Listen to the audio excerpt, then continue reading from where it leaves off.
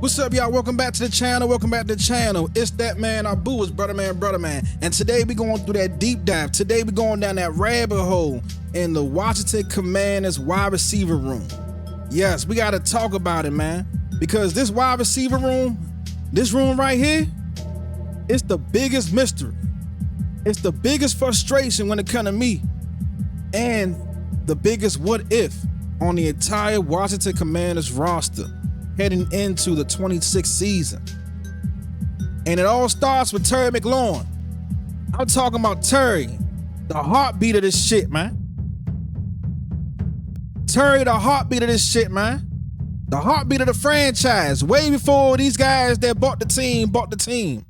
It was Terry. Terry was the standard. Terry is the standard. Terry is greatness, period. Let's just get to the point. All right, let's get to it. Hey, make sure y'all like, comment, subscribe, and beat up the comment section and all that there, man. Let's go. Hey, Terry McLaurin, like I said, is the heartbeat of this team, man. 107 career games, 498 receptions, 1,961 receiving yards, 41 touchdowns, 14-yard completion percentage, 2 Pro Bowls, and five time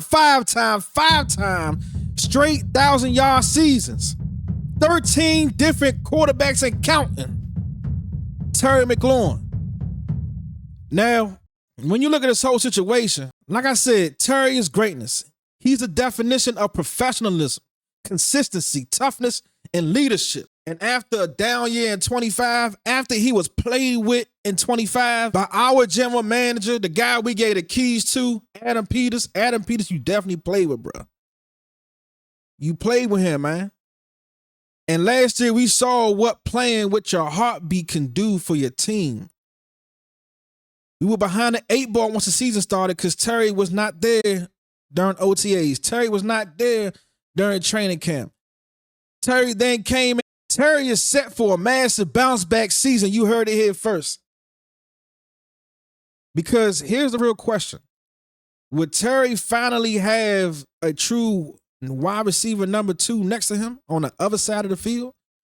Because Terry has carried this team for too long. He's been the adult in the room, the adult in the locker room for too long. And now Jayden Daniels is taking on that same burden that Terry McLaurin was taking. Carrying the offense, carrying expectations, carrying the city. So why is adding a top-end wide receiver talent not the top priority for Adam Peters? And I'm just saying, is Miss Jackson okay with what AP has provided with her baby? With what AP has provided her son this season? Because JD5 is being asked to do a whole lot with a whole lot of pieces, a whole lot of maybe pieces. And with that, we move over to your man that came back, Dyami Brown. I mean, Dyami cool, but he can't be trusted for an 18-week season. You feel me? You know what I'm saying? So let's talk about Dyami. Yes, he was clutch in the 24 playoffs. Yes, he came up big in that game against the Detroit Lions. Yes, those plays stick in our head. Yes, he has chemistry with Jayden Daniels. We know that. We saw that.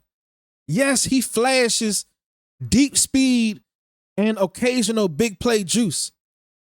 But Dyami ain't good for more than 3-4 games in a regular season. Let's be honest, man. He only good for 3-4 games, man, where I could depend on Dyami. He's not a reliable week-to-week option. He's too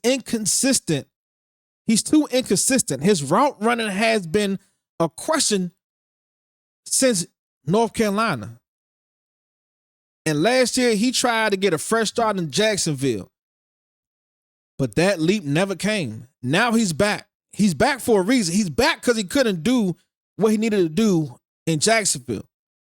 Albeit there was a regime change in Jacksonville, so I understand Dyami wasn't one of their guys, but he's still back here. He's still back here because those new guys ain't seen nothing in him. But at this time, his job does look safe because Jayden trusts him.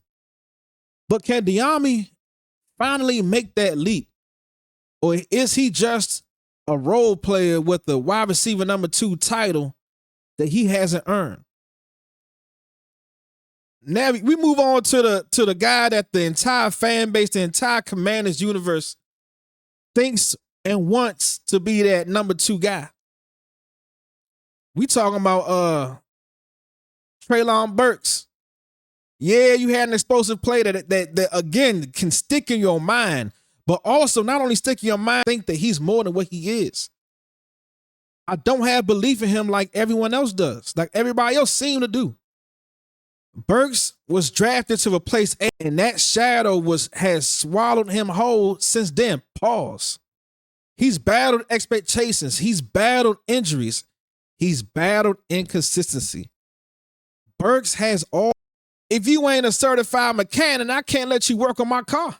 I can't let you work on my vehicle if you ain't a certified mechanic. You can have all the tools in the world, but not know what to do with them. And right now, Burks is still learning how to use his toolbox. Let's look at a guy who I feel like the coaching staff has passed on. And I don't really understand it, but we're going to talk about it.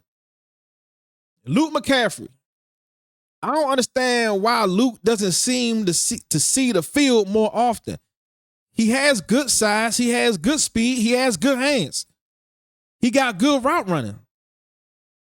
And more times than not, Luke be open. Like, on these plays that I watch back, albeit it be the TV copy, Luke be open, man. And in my eyes, I understand the play call ain't meant to go to Luke.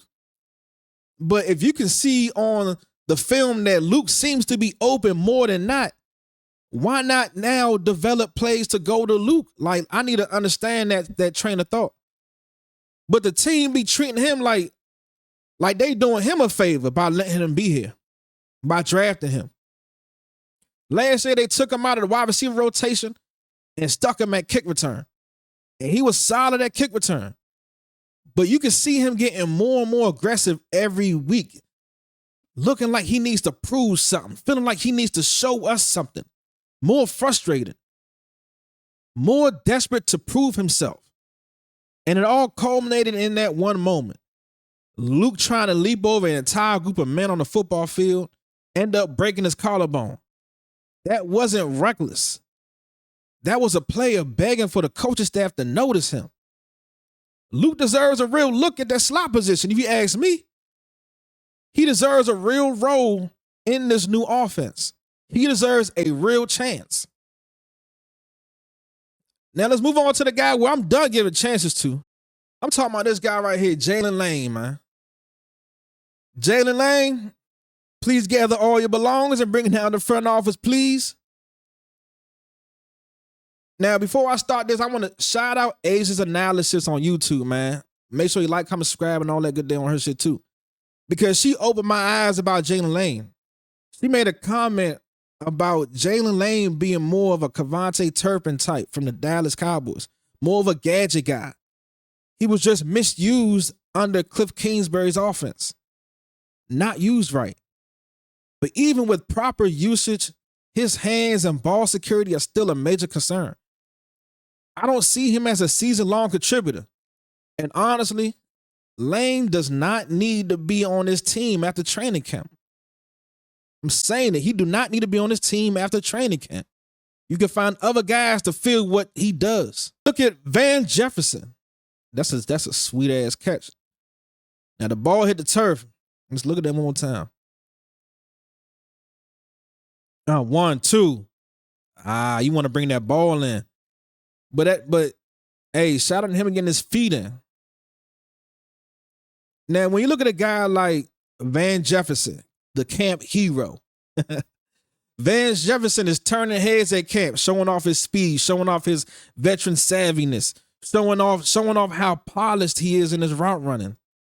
But let's be real, man. Van Jefferson looking good in camp is not a mystery. He's a pro. He's reliable. He's smart. But he's still a wide receiver 5 or 6 for a reason. He's not the answer at wide receiver number 2. He's the insurance policy at number 2. And we look at guys like the rookie, You know what I'm saying? I'm gonna call him the rookie till I see him play a down. I'm sorry. It could be a preseason game. It could be whatever. I'm calling him the rookie until I see him play a down. You know what I'm saying? Shout out to everybody that be doing these videos, man. But I just be seeing a lot of love and praise for a guy that, you know, we just gotta see it first, man. I gotta see it first. You know, because when you look at a guy like Antonio Williams out of Clemson, smooth when it comes to route running, natural slot ability, strong hands, great feel for space. He looks like a guy who can take over that slot position in this offense. But he's still a rookie. He's still a third-round pick. And I question if we're being too hopeful, too early. Like, let the rookie be a rookie, please, man. Let the kid develop. Let the kid grow. Let him get the rookie treatment without dumping wide receiver 2 expectations upon his shoulders already. And then you look at guys like, you know, Jayden Bradley and the rest of the practice squad crew. You know what I'm saying? We're not going to forget about them guys too.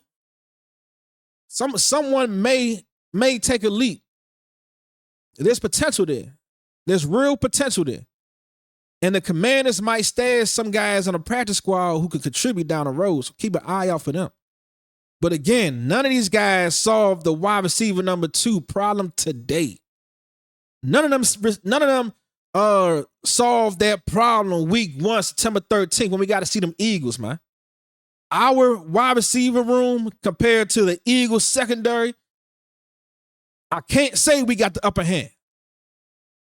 Now, the truth is, like I said, we still need a wide receiver number 2. Not for Jayden, not for Terry, not for Adams' confidence, or not for DQ, not for David Blau, but for me.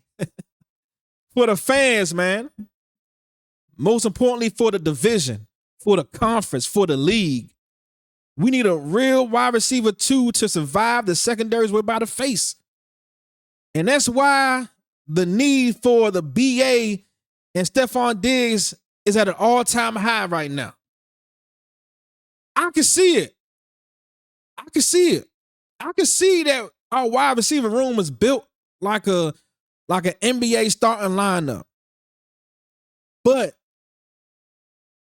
I don't believe that's what you need. I believe you need to, if we're going to compare it to NBA starting lineups, we need to have at least a big 2.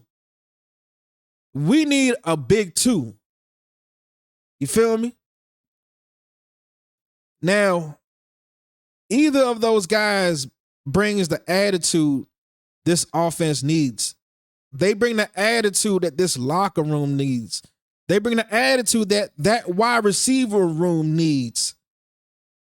Either of those guys brings the toughness that Jayden Daniels needs.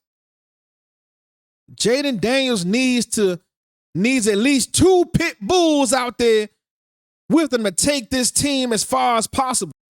If you give JD 2 pit bulls to go out there, I now have the confidence that we can do whatever we want to do out there. We can go as far as we want to go out there. It's gonna be up to us. We're gonna beat ourselves.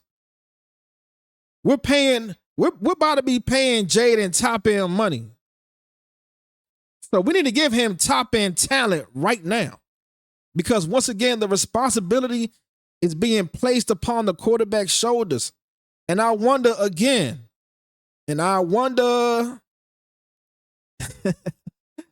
is Miss Jackson, who is now a certified agent, happy with what the team has provided with her baby? Is happy with what the team has provided with her son? Is happy with what the team has provided her potential client? This wide receiver room does have potential. It got pieces, it got flash, it got hope. We know that. If we got to go throughout the season with what we got right now, decent, not enough. Decent, not enough. But hope isn't enough in the NFL. Terry needs help. JD5 needs help. This offense needs help. Your first-time coordinator needs help. And until Adam Peters delivers a true wide receiver number 2, we're going to keep asking the same questions. Are we really ready for the 26th season? Certified Commanders, man, we out.